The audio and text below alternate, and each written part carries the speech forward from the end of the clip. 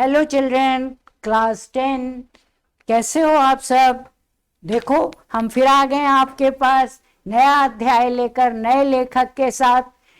अध्याय 6, भगवत शरण उपाध्याय। हमारे लेखक का नाम है भगवत शरण उपाध्याय। हमारे लेख का नाम है अजंता।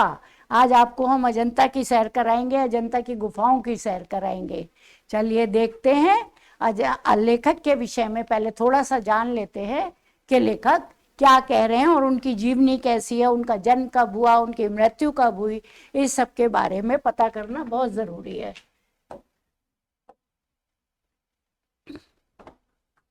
नाम है भगवत शरण उपाध्याय, जैसा अभी आपने सुना। और इनका जन्म हुआ है 1910 में, सन 1910 में। अच्छी बात है कि 1800 में नहीं है ये नए जमाने के हैं, 1910 के हैं।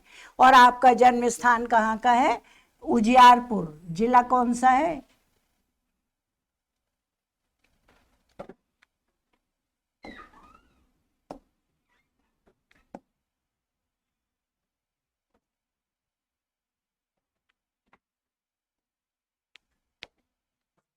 उजियारपुर, जिला बलिया। बलिया कहाँ? उत्तर प्रदेश में।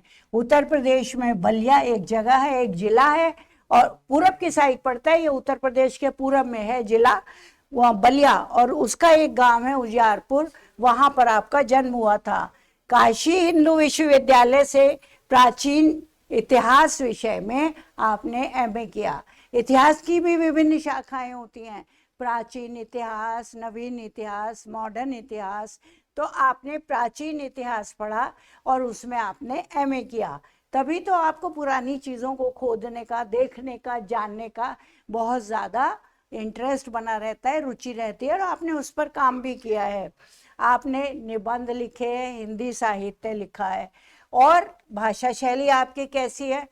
परिष्कृत, शुद्ध और परिमार्जित। परिमार्जित का मतलब सुधरी हुई, शुद्ध, उसको कहते हैं परिमार्जित। और शैली, शैली का मतलब लिखने का तरीका। आपका लिखने का तरीका कैसा है? विवेचनात्मक, वर्णनात्मक और भावात्मक। आप हर लेखक के विषय में या कवि के विषय में जब आप पढ़ेंगे, जब जानेंगे, तो आप यही देखेंगे कि उनकी शैली कैसी है। विवेचनात्मक है, वर्णनात्मक है, भावात्मक है, और बिना सोचे समझे ये दो चार शब्द रट लिए और लिख दिए। लेकिन इससे हमें लेखक के विषय में पता लगता है कि लेखक का आधार क्या है लिखने का। लेखक विवेचना करते हुए लिखते हैं, हर चीज़ का अच्छा बुरा सब जानते हैं, सब देखते हैं, उसके बाद लिखते हैं। वर्णनात्मक, डिस्क्रिप्टिव, खूब वर्णन करना हर चीज़ का, जिससे लगे आंखों के सामने हमारे वो चित्र उभर आए। जो बात इन्होंने कही वो बात हमारी आंखों के सामने आ गई। उस चीज़ को, उस शैली को, वो भी बड़ी स्टाइलिश शैली होती है, उस शैली को कहते हैं वर्णनात्मक शैली। और भावात्मक, भावात्मक का तो आप मतलब समझते ही हो, भावों से ओतप्रोत। तो जो कुछ भी लिखा वो भावों से ओतप्रोत है, इसलिए भावात्मक शैली है। तो इनकी शैली, अब आप आराम से कह सकते हैं भाषा शुद्ध है। उल्टी सीधी उर्दू शब्दों का प्रयोग और छोटे देशे शब्दों का प्रयोग और मुहावरे इत्यादि का प्रयोग करने में ये रुचि नहीं रखते हैं, बल्कि इनकी भाषा शुद्ध है, परिष्कृत है और परिमार्जित है।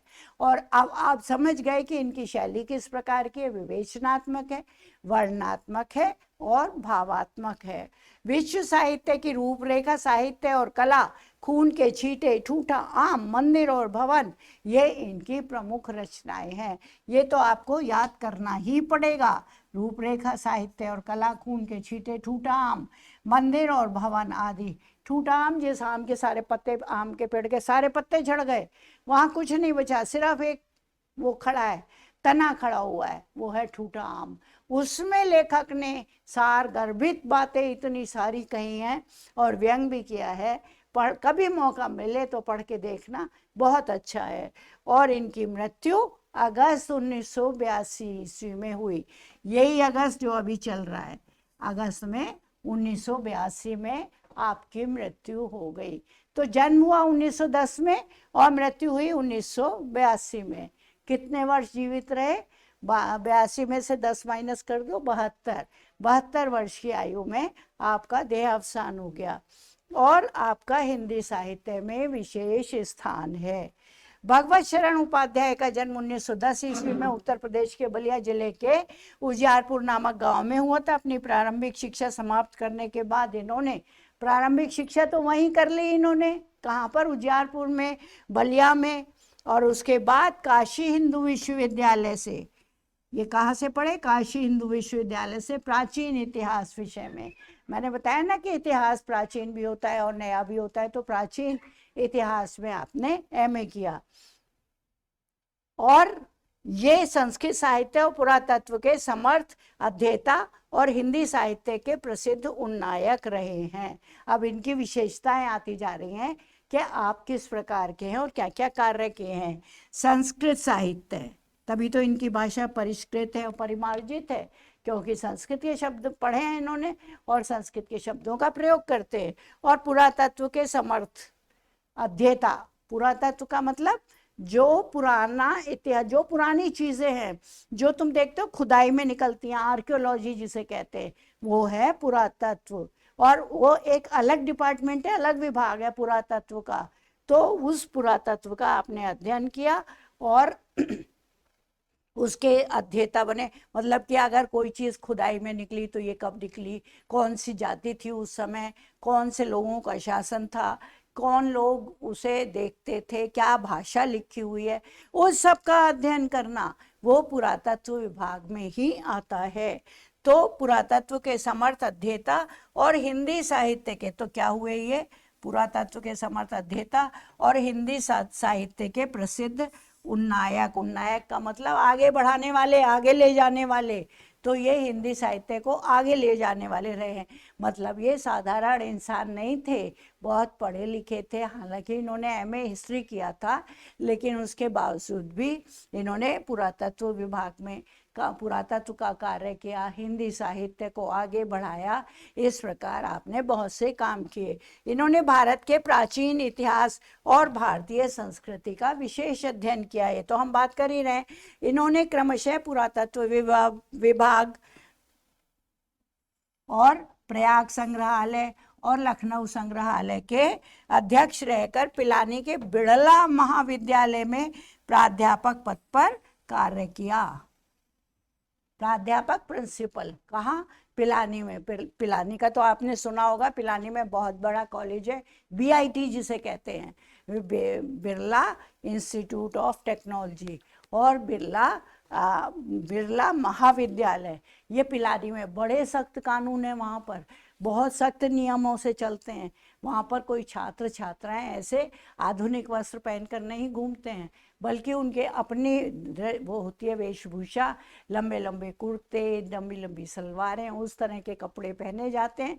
और भोजन भी बहुत साधारण होता है, बहुत सादा जीवन इनको सिखाया जाता है, ताकि अनुशासन में छात्र वहाँ पर बहुत अनुशासित होते हैं और बहुत अच्छा उनका व्यक्तित्व उभर कर आता है। तो पिलानी के बिरला महाविद्यालय में आप प्राध्यापक बने। तत्पश्चात इन्होंने विक्रम विश्वविद्यालय के प्राचीन इतिहास विभाग में प्रोफेसर और अध्यक्ष पद से अवकाश ग्रहण कर चुकने के बाद देहरादून को अपना निवास स्थान बनाया। उसके बाद आप विक्रम विश्वविद्यालय में रहे, वहाँ पर आप हेड ऑफ डिपार्टमेंट रहे। उसके बाद देहरादून में आपने अपना निवास स्थान बनाया, परमानेंट स्थायी निवास देहरादून में बनाया। उपाध्याय जी ने कई बार यूरोप, अमेरिका, चीन आदि देशों का भ्रमण किया। कहाँ कहाँ गए, यूरोप के कई देशों में गए और अमेरिका गए और चीन गए, और वहाँ पर भारतीय संस्कृति और साहित्य पर बहुत से महत्वपूर्ण व्याख्यान दिए का मतलब प्रवचन दिए, बहुत से भाषण दिए इन्होंने और अपनी संस्कृति को आगे बढ़ाया। 200 से अधिक पुस्तकें, कितनी पुस्तकें लिखी आपने, 200 से भी अधिक, 100 से भी अधिक पुस्तकें लिखकर आपने हिंदी साहित्य को समृद्ध करने का प्रयास किया। और घूमे कहाँ कहाँ, यूरोप, अमेरिका, चीन। हिंदी साहित्य को समृद्ध करने का स्तुत्य प्रयास किया।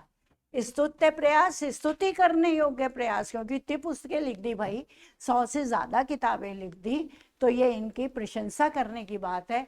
स्तुति का मतलब प्रशंसा, तो ये इनका स्तुत्य कार्य प्रयास रहा इनका। इसकी प्रशंसा जितनी की जाए उतना कम है। इनकी सबसे बड़ी विशेषता तो यह है कि ये प्राचीन भारतीय इतिहास एवं संस्कृति के मुख्य प्रमुख अध्येता एवं व्याख्याता होते हुए भी रूढ़िवादिता और परंपरावादिता से सदैव ऊपर रहे। रूढ़िवादिता का कभी समर्थन नहीं किया और परंपरावादिता का भी कभी इन्होंने समर्थन नहीं किया।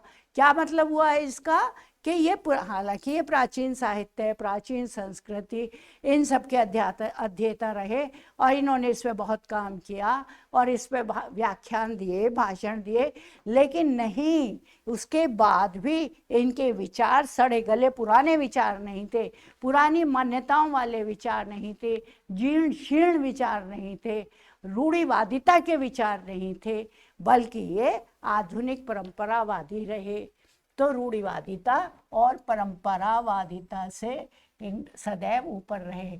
अपने मौलिक और स्वतंत्र विचारों के लिए ये प्रसिद्ध है। मौलिक का मतलब ओरिजिनल, अपने विचार, अपने विचार जो सही हैं, और स्वतंत्र विचारों के लिए ये प्रसिद्ध है।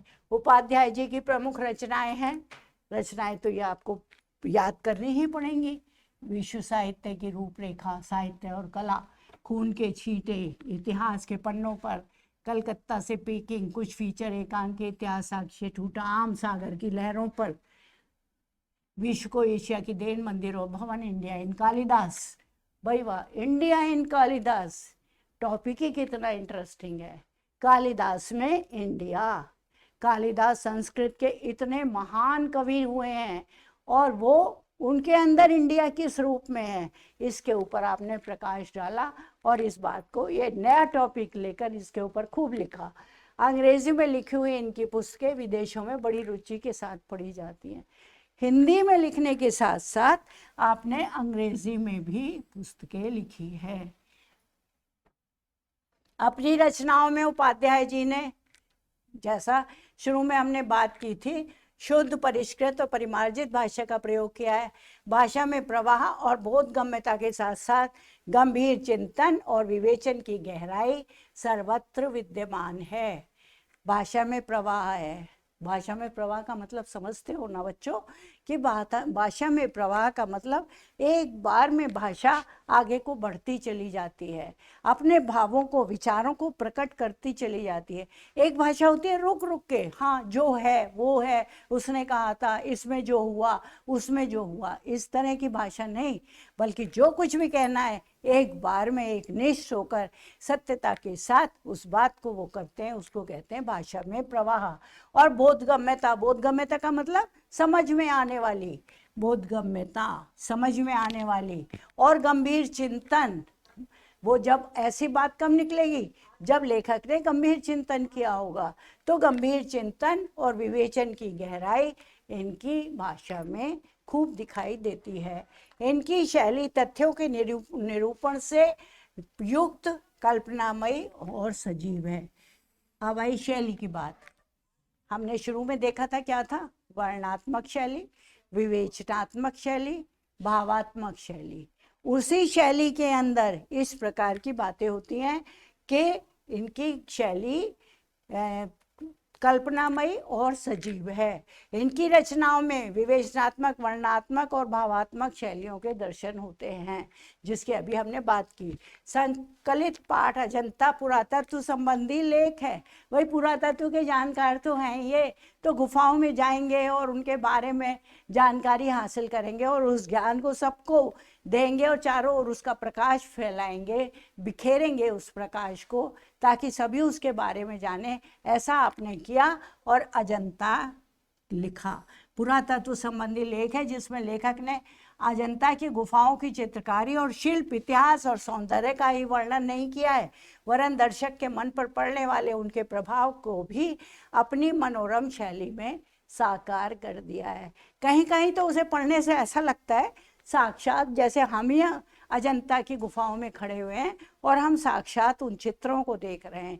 इतना सुंदर इनका शैली है, इतना सुंदर इनका भाषा प्रवाह है और इतनी सुंदर इनकी लिखने का तरीका है। भारतीय संस्कृति और साहित्य पर उपाध्याय जी द्वारा विदेशों में दिए गए व्याख्यान हिंदी साहित्य की अमूल्य निधि है। वस्तुतः उपाध्याय जी को हिंदी साहित्य में महत्व, इसीलिए इनको हिंदी साहित्य में महत्वपूर्ण स्थान प्राप्त है। समझ में आ गया होगा, जब लेखक इतने गंभीर हैं और इतने विद्वान हैं और इतनी चीज़ों को जानते हैं तो उनका लेख कितना अच्छा होगा। उनके लेख के बारे में अभी हम पढ़ेंगे, लेख अजंता। और अभी वो तो आपको याद रखना ही है, जन्मतिथि 1910 और देहावसान 1982, यह आपको याद रखना है। और जन्म कहाँ हुआ? इनका जन्म हुआ बलिया में, बलिया के गांव में।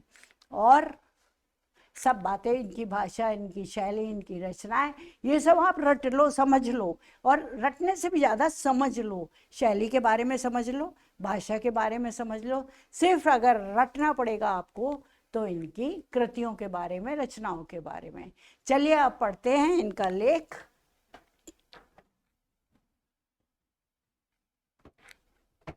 Happy learning children. आइए अब पढ़ते हैं हम इनका लेख अजंता। पता है अजंता कहाँ पर स्थित है? अभी देखते हैं।